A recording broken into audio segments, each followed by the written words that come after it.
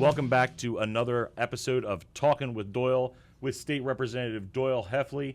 Hunter is away doing jury duty today. Yes, and jury duty today. Doyle, what are we talking about today? We're going to talk a little bit about the governor's latest move to direct $150 million in highway funds to SEPTA, the Southeastern Public Transportation System. And while I understand the need for dollars, I think this is, these dollars were already slated for projects on interstates like Interstate 95, Interstate 80, Interstate 79, Interstate 70 throughout the Commonwealth. And these are federal dollars, right? So remember the federal stimulus dollars, the infrastructure dollars.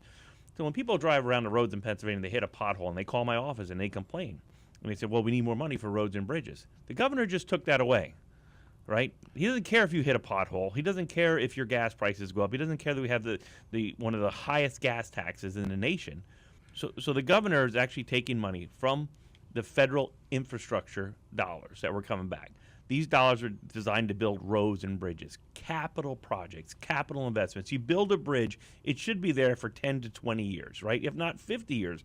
Sometimes how long these bridges can last. Right, investment to help the people of Pennsylvania over time. So the federal government says that's what you got to use this money from. He took that money and directed it to one-time funding for SEPTA, $150 million, which is only going to get them 6 months. And this is the same agency which has not increased rates since 2017. Meanwhile, everybody's gas taxes have gone up. Everybody's property taxes have gone up. The governor wants to put us into RGGI to drive up energy costs. But for some reason, he wants to continually to prop up SEPTA with these federal dollars that should be going to fix our roads and bridges throughout the Commonwealth. The governor actually said that this would be a stopgap measure. It's really, we've got to look at addressing the real problem, and that is a decreased ridership on this mass transit system. What do we do as a long-term solution? We don't want to just keep dumping hundreds of millions of dollars every 6 months into this. Sometimes people from the Southeast will label the rest of the Commonwealth, so, well, you don't care about mass transit because you don't have mass transit. Well, we do. We have a Carbon County transit system. They have an Allegheny transit system. Every county has a transit system, right? SEPTA is the largest, right? So majority of your money, 85-90% of the dollars that go into mass transit go into SEPTA. So SEPTA hasn't increased riders' rates since 2017, before the pandemic. So it's very, very cheap. And the rider fares are paying such a small portion of the cost, right? Meanwhile, gas taxes go up and people have to pay that to drive on the road. So with that said, why aren't people riding SEPTA? You had COVID. People changed their habits. A lot more people are working from home. I think we all realize the need for mass transit in Philadelphia. I drove truck for many years before I got into management and then became, ran for office. I understand. I've sat in hours. Yeah, you wouldn't get around that city if you on the Schuylkill Expressway and across 676 and trying to get over the bridges. I understand the need and the necessity for mass transit, but just throwing more money at a system doesn't fix it. It's not going to make it's not going to make it a better system. We're just propping it up.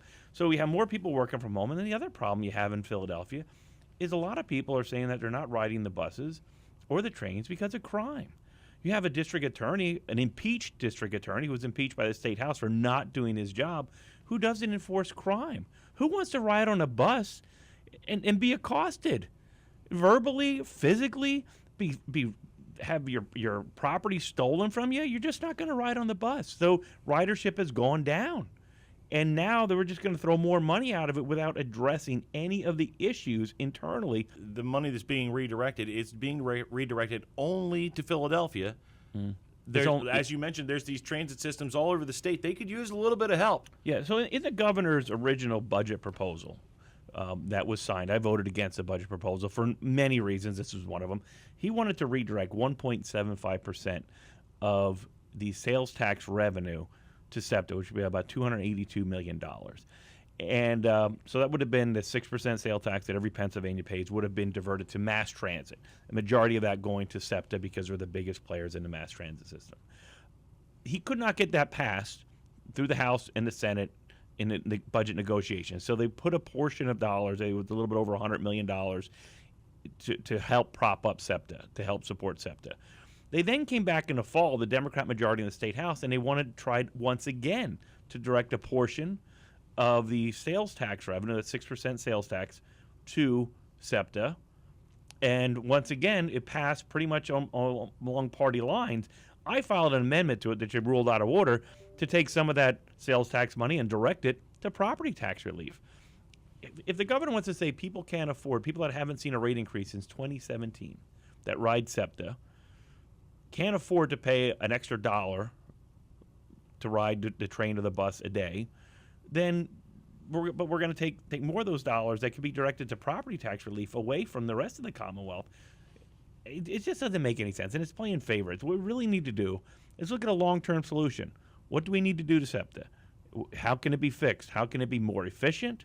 How can we save dollars using it? And how can we get people to have the confidence to feel safe in riding the system again? We all recognize that public transit needs some funding, needs some help. There are several other issues in our state that the governor has openly supported that haven't come to fruition in our budget negotiations. Isn't this something that we should negotiate for? Yeah, I mean, if the governor was really passionate about this, we would have got it done during the budget, or we would have came and had a discussion with both chambers, working both sides of the aisle to come up with this system that's going to address some of this. But we continue. I mean, the governor's budget increased spending at every level. The governor's budget blew through half on the rainy day fund, right? So think about this. It was $3.5 billion out of the $7 billion in a rainy day fund. It's gone. It was spending that was above the rate of money and taxes that the state took in. Now, next year, the governor proposed that budget, and he's already going to have that cost already fixed to that, and he's going to go for another increase, and he's going to have to raise taxes. I would have rather seen, if we have one-time dollars, like in a rainy day fund, and before we use it for fixed costs and adding it into the annual budget, which is reoccurring, we should have used that to do some capital projects for SEPTA. Do some capital projects, and that's what he's doing now. So the federal government gave Pennsylvania capital dollars for capital projects, roads and bridges, build things. Infrastructure. Yeah, infrastructure. Build things that last. Like if you have a leaky roof on your house, you fix the leaky roof before you paint the walls inside of the house. Right, and the roof is then fixed for 15 years. Yeah. You don't have to go 6 months later and say more money to have someone stand on the roof with a bucket to catch the rain. Yeah, but this is exactly why these systems, some of these mass transit systems are in this, because they know that if they mismanage, if they don't get enough riders, if people don't ride the bus, they're still going to come to the state, and the state's going to bail them out. That's not how these systems should work, right? I'm not for cutting services because we know we need it, right? You can't get around the city of like Philadelphia without a good mass transit system.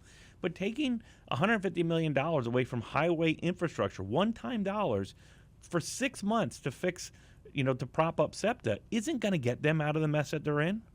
And it's not going to help the Commonwealth. And what about these projects? I mean, you look at projects on I-79 in Mercer County, I-80 in Columbia County. We're the Keystone State. I mean, has anybody sat in traffic on I-83 in York County? He took money away from it. I-80 project in Jefferson County. These are major routes. And all businesses that operate, whether it be manufacturing or anything like that, relies on the traffic on those routes to get their products to and from. And we already are paying. The people that are running those roads already are paying some of the highest gas taxes. Now the federal government finally came through, and they've been sliding Pennsylvania for a long time. That's a whole other discussion. With infrastructure dollars, and what does the governor do? He takes it away from roads and bridges and directs it to SEPTA, $150 million. While that's only 6 months to prop up what SEPTA already is spending, that $150 million would have went a long, long way in fixing the roads and bridges and in those interstates and upgrading our systems to keep not only to fix these roads so it's you're not hitting a pothole, but this is public safety. These are families, Pennsylvania families that are driving on these interstates that rely on safe roads and bridges to get to and from work, so their families can come visit them, so that commerce can flow. It affects all aspects of living in Pennsylvania. Yeah, and it's just to do it, right before the holidays, at the end of the budget cycle, he could have called for a special session. The governor can do that. He could have called everybody back in June, July, or August, or September. God knows the Democrats in the House that run the House right now don't like to be in session very often. It was the least productive House on record, I believe. The least amount of session days, the least amount of bills being passed. Could have called us into a special session to sit down, hammer this out, and negotiate it. Maybe we help some homeowners with property taxes. Maybe we help SEPTA. Maybe we do some things. Maybe we take some of this one-time dollars and make sure that these capital projects are done. But just to arbitrarily come in, steal $150 million, which the federal government has not signed off on. So at the end of the day, if the federal government says, no, you can't use that there, now the taxpayers in Pennsylvania are on the hook once again.